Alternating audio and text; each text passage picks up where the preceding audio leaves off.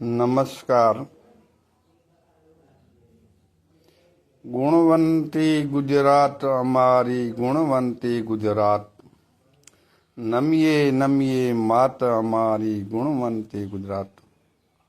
એવા ગુજરાતના ગુણવંતા લોકોને ખૂબ ખૂબ નમન. ભાઈઓ, વાવ થરાદને જિલ્લો આપ્યો, દિયોદર, કાંકરેજ અને ધાનેરા વિરોધ કરે છે. વિરોધ શાનો? એક વિકાસનો. વિકાસના માનવીએ જે કામ કરેલા છે એના કામ બોલે છે.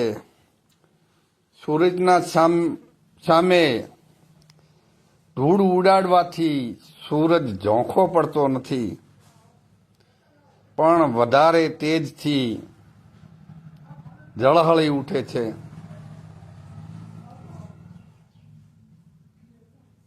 આઝાદીના 75 વર્ષના વાણાવાયા ભગવાને તમને પાણી આપ્યું,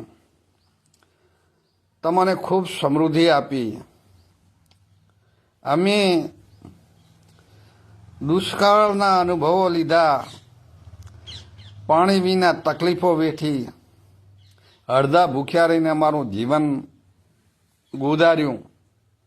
અત્યારે એ વિસ્તાર માન્ય નરેન્દ્રભાઈ મોદી, ભાજપ સરકાર અને આપણા વિઝનરી નેતા માન્ય શંકરભાઈ ચૌધરીની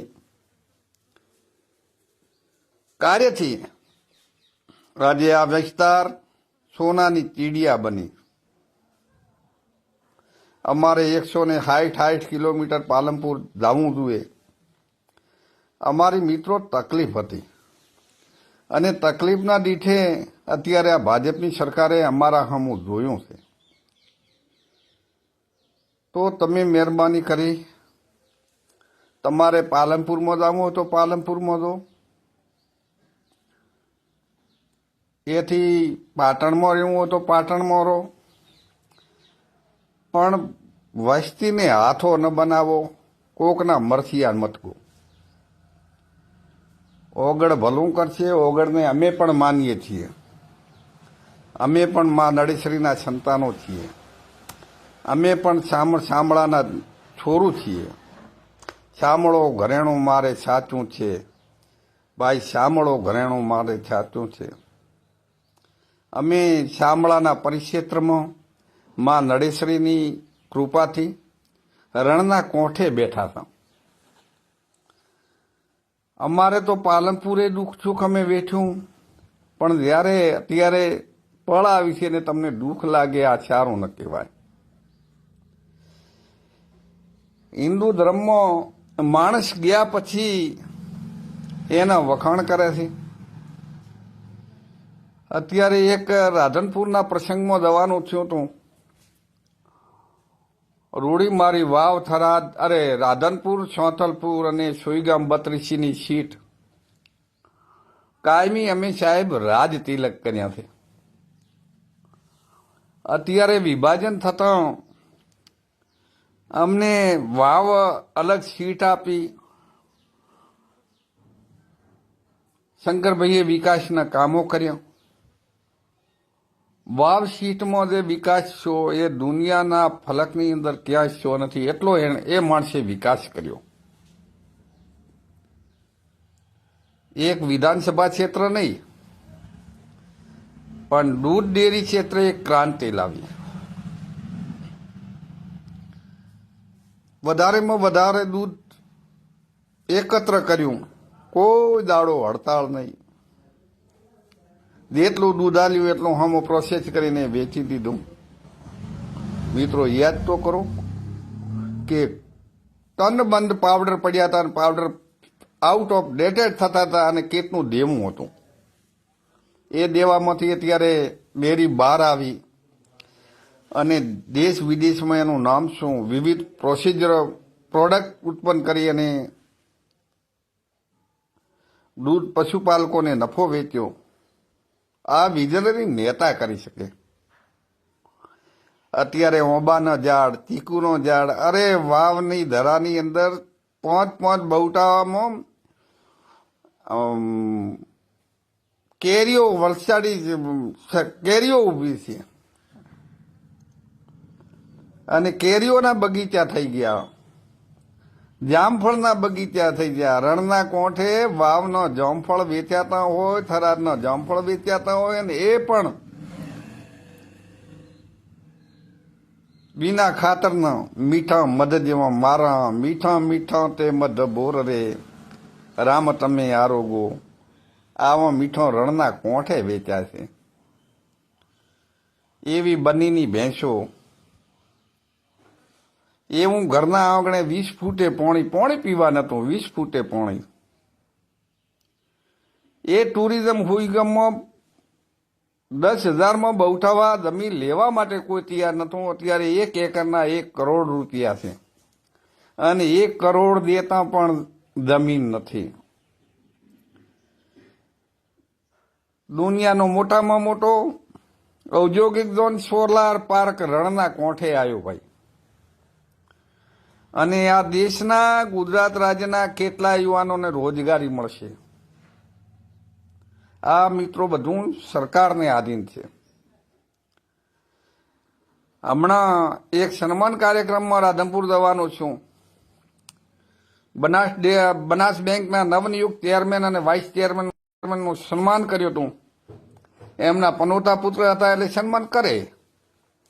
બધાને બોલાયા, તમે આવો. અમે પણ એ માહોલનો એક જૂના નાતે અમે પણ એ માહોલમાં ગયા હતા. ત્યારે માહોલ જોયો તો આંખમાંથી આંસુ વહેતા હતા, હર્ષના આંસુ વહેતા હતા. એટલો માનવ મહેરામણ ઉમટ્યો હતો. ચેરમેનને વાઇસ ચેરમેનનું સન્માન કર્યું એ બરોબર છે, પણ જ્યારે શંકરભાઈનું સન્માન થયું ત્યારે એ લોકોનો સૂર એક અલગ હતો. શંકરભાઈએ કીધું કે આ કાર્યક્રમ તો ભાઈ ચેરમેન ને વાઇસ ચેરમેનના સન્માનનો છે, મારો ન હોય. તારે એ લોકોએ કીધું, શંકરભાઈ હવે હદ થઈ અમારી. ઓબો ત્યાં બેરાણું, જ્યાં શંકર અહીંયા અમે. તારે જ્યાં જવું હોય અહીંયા જા, પણ અમને રાધનપુરને વારીને અલગ નપાળ ભેગા લઈ જા. અમારે તમારા ભેગું રહેવું છે, જુદું નથી રહેવું. આ એક હૈયાની વળા હતી. અત્યારે 15 વર્ષના વાણા વાયા. કેવો રળિયામણો સીટ હતી, કેટલું હતું. રાધનપુર શિક્ષણ ક્ષેત્રે આગળ વધ્યું, ઓએનજી ક્ષેત્રે આગળ વધ્યું, 4 લેન 6 લેન એટલો વિકાસ કર્યો. રાધનપુરથી વાવાયા, વાવનો પણ વિકાસ કર્યો. આંખે વળગીને તમે જોઈ શકો છો. મારું શું તારું શું, એટલે આ મારું તારું ગણવા કરતા એણે પબ્લિકનું શું, પબ્લિકનું ભલું કઈ રીતે થાય એ રાત દિન વિચારે છે. 1 વર્ષ હાર્યા, અમે 20 વર્ષ પાછળ ગયા. અત્યારે અમે 20 વર્ષ પાછળ ગયા છીએ. ભલું થાદો થરાદની જનતાનું કે જેણે આબરૂ રાખી અને આ યુગ પુરુષને એક નવું જીવતદાન આલ્યું અને આ ધરામાં એક નવું કાર્ય કરવાની એને ભગવાને શક્તિ આપી. મિત્રો, કોઈ વિરોધ ન કરો. એ કોઈનો વિરોધ કરતો નથી, બધાને હાથે લઈને ચાલે છે. ધોનેરા હોય, દિયોદર હોય, કોંકરેજ હોય કે ગમે તે ખૂણો રહ્યો, પણ હરેક સમાજને સાથે લઈને ચાલવા વાળો કોઈ વ્યક્તિ હોય તો માત્ર ને માત્ર શંકર ચૌધરી છે. મારા ને તમારા ઝઘડા મત આડામ ન લાવો.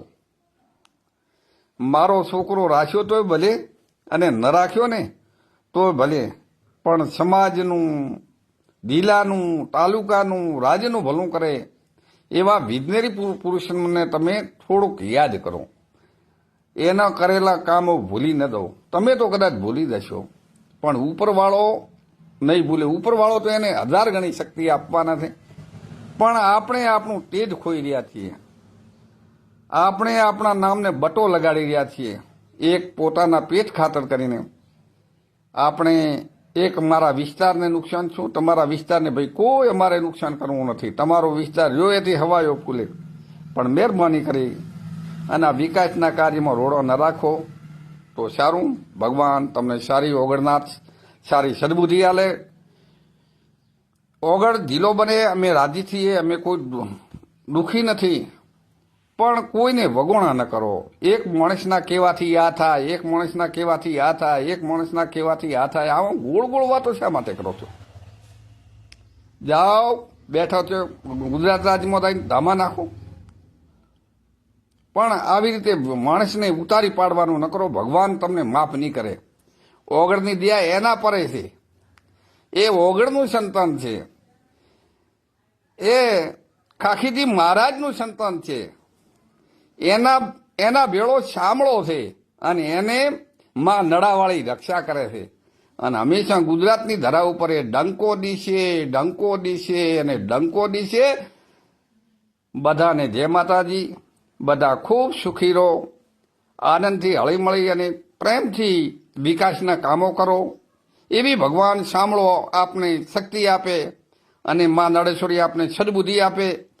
આ બનાસકાંઠા જિલ્લાનું, વાવથરા જિલ્લાનું અને ઓગળ જિલ્લાનું બધું ભલું થાય એવી મા નળાવાળીને પ્રાર્થના. જય માતાજી.